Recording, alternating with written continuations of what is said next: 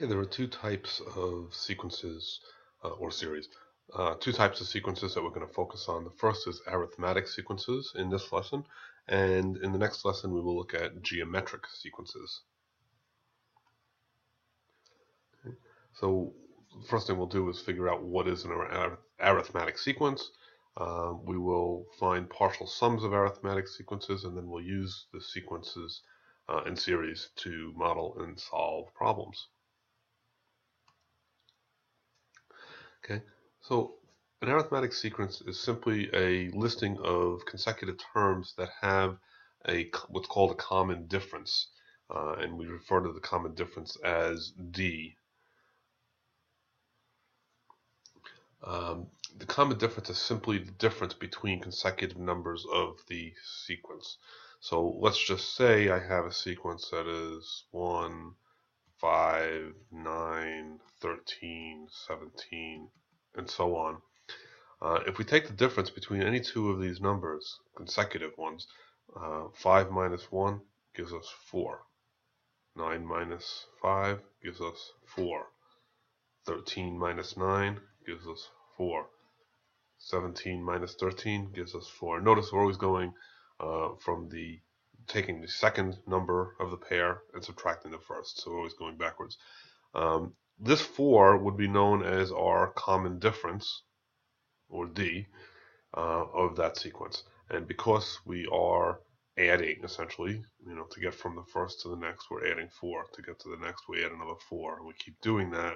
We're always adding the same amount. This is a arithmetic sequence. Something like this, if this last number was not 17, but instead it was 16, this would not represent an arithmetic sequence because this 4 is now a 3, and we do not have a common difference. It's not the same. The difference between consecutive terms is not the same for every single term in the sequence.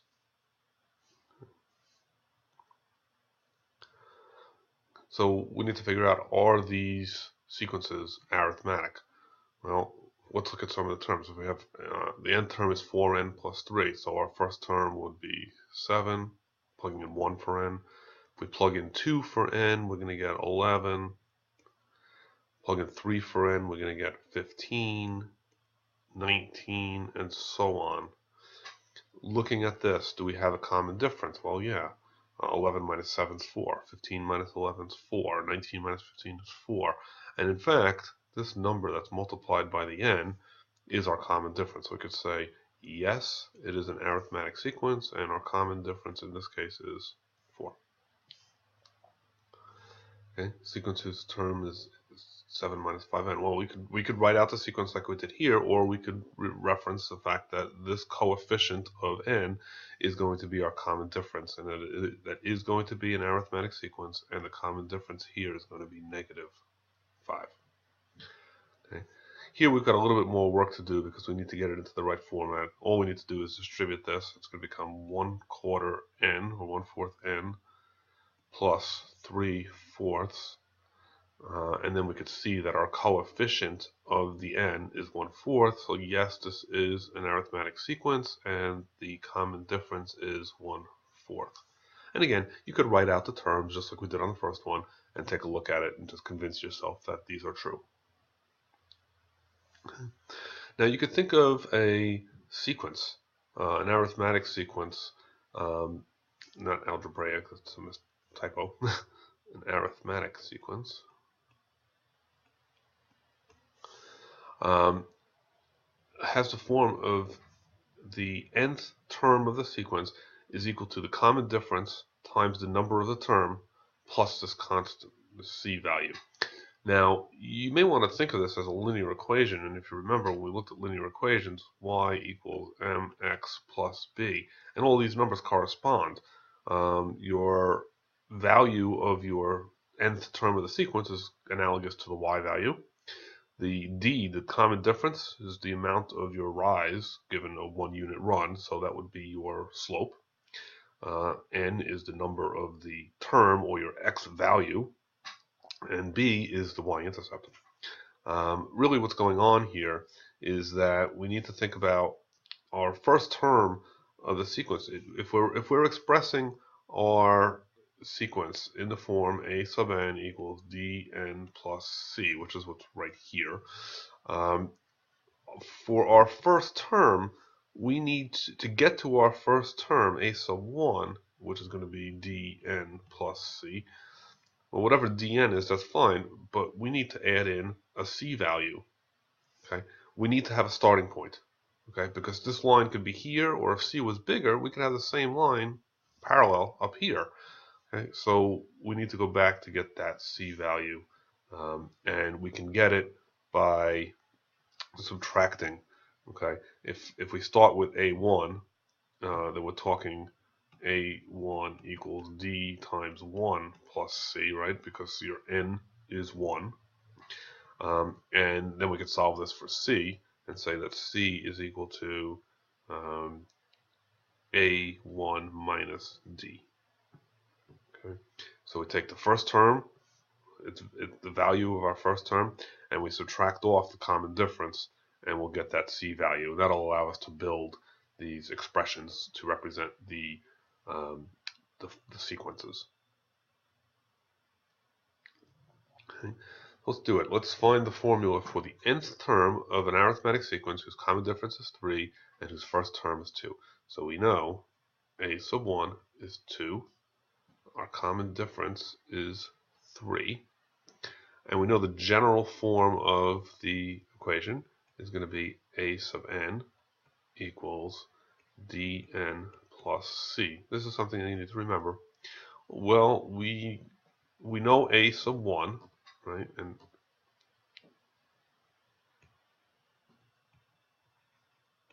we could do it this way, and then solve for c.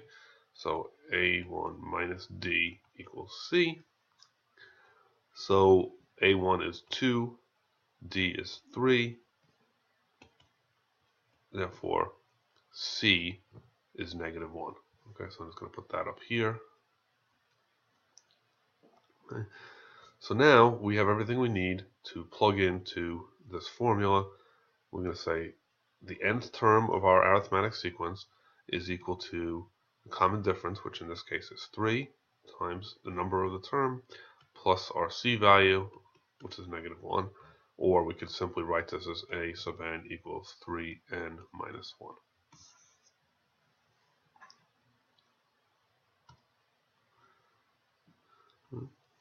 So here we have a similar situation. We have the fourth term and the 13th term. So let's just jot this down. Document a sub 4 is equal to 20.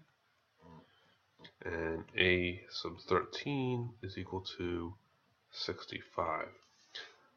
We want the first several terms of the sequence, so we need to put it in the form a sub n equals dn plus c. And the first thing I want to do is find the common difference. Well, common difference, I've got 9 terms here, okay, between 4 and 13.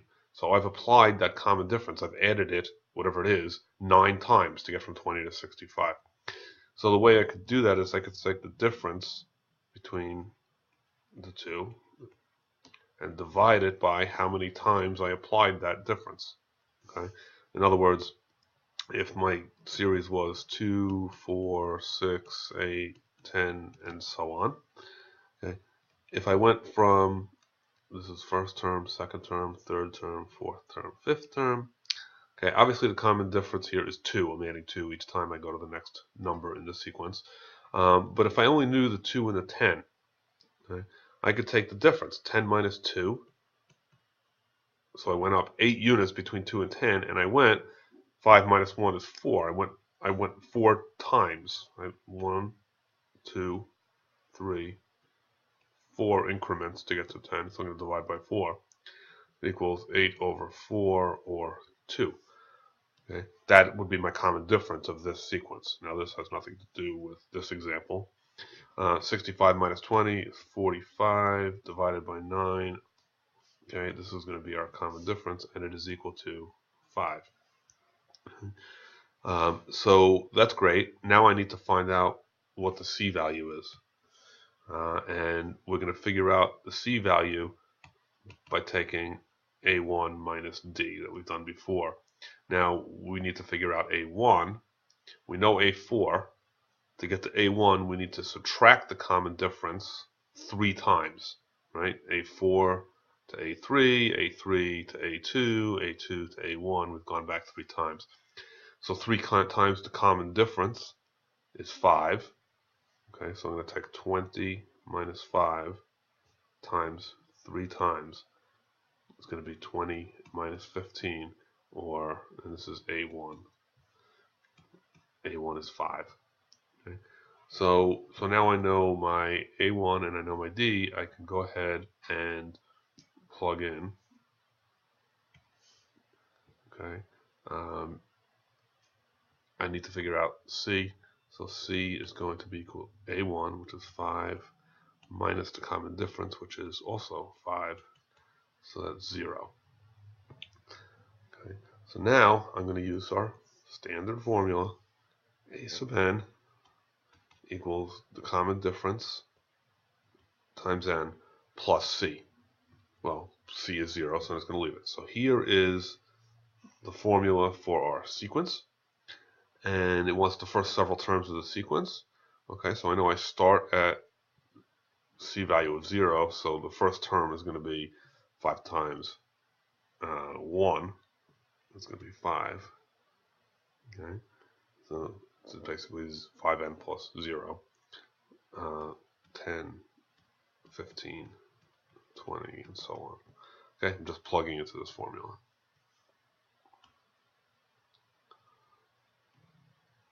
Okay. Now, another way of thinking about the formula for a sequence, if you know the common difference and you know the nth term, you can find the next term, or the n plus 1th term, by just adding the common difference. Okay, so if I know that I've got a term in the sequence and it's 20, and I know my common difference is equal to 3, well, I could take, to get to the next term, I just add 3, and that would give us the next term, the n plus 1th term. Okay, so here it is written in algebra. The n plus 1th term, the next term, is equal to the previous term plus the common difference. That's kind of the definition of arithmetic sequences. Okay? But if you do a little bit of algebraic manipulation, you can come up with a formula for the nth term that looks a little bit different than what we've been looking at. Okay, we know that this is the formula we've been using. Okay, we also know that C is equal to A1 minus D. We've been using that as well. Okay, so I'm going to substitute A1 minus D into here, okay, for C. So I'm going to get A sub n equals dn plus A sub 1 minus D. Okay. And I'm going to reorder this a little bit and write it as A sub n equals A sub 1 plus D n minus D. Just reorganize. I moved that A out front there. And then I can factor this out. I've got a D in both terms. So A sub n equals A sub 1 plus D times n minus 1. So this is a formula that you can use for the nth term of an arithmetic sequence if you know the first value, A sub 1, the common difference. Okay, you don't need the C value in this case.